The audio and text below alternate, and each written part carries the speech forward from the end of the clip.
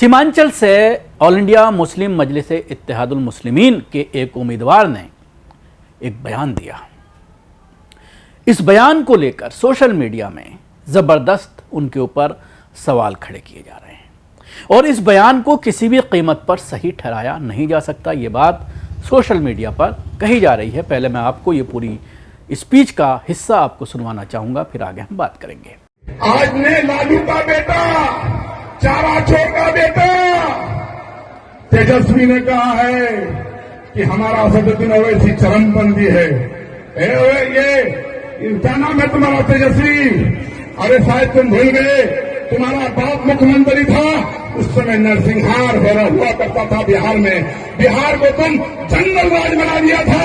लालू राज में चारा चोर का बेटा, जवान में लगाम देकर के बोलो, असदुद्दीन साहब आज सिर्फ बहादुरगंज का नेता नहीं है, किशनगंज का नेता नहीं है, बिहार का नेता नहीं है, हैदराबाद का नेता नहीं है, बल्कि 30 करोड़ मुसलमानों का आवाज बना हुआ है।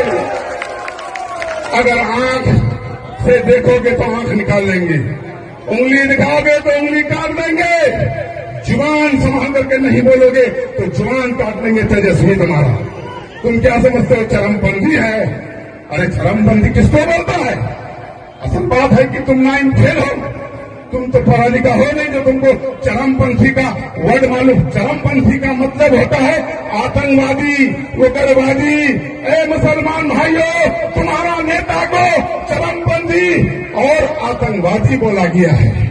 अगर अपना हक का बात करे असदुद्दीन ओवैसी साहब तो चरमपंथी है।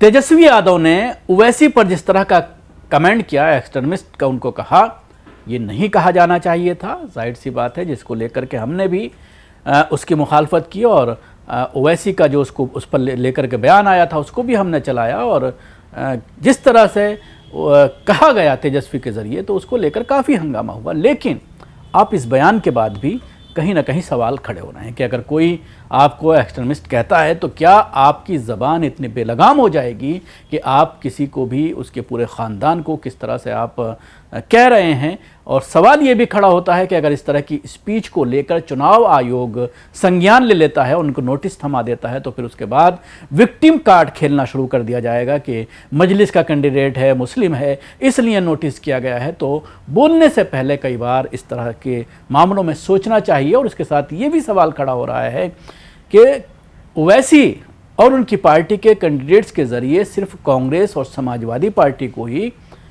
क्यों टारगेट किया जा रहा है, सिर्फ इन्हीं के ऊपर क्यों बोला जा रहा है? भारतीय जनता पार्टी या नीतीश की जो पार्टी है जेडीयू, उसके खिलाफ इस तरह की ज़बान इस्तेमाल क्यों नहीं की जा रही है?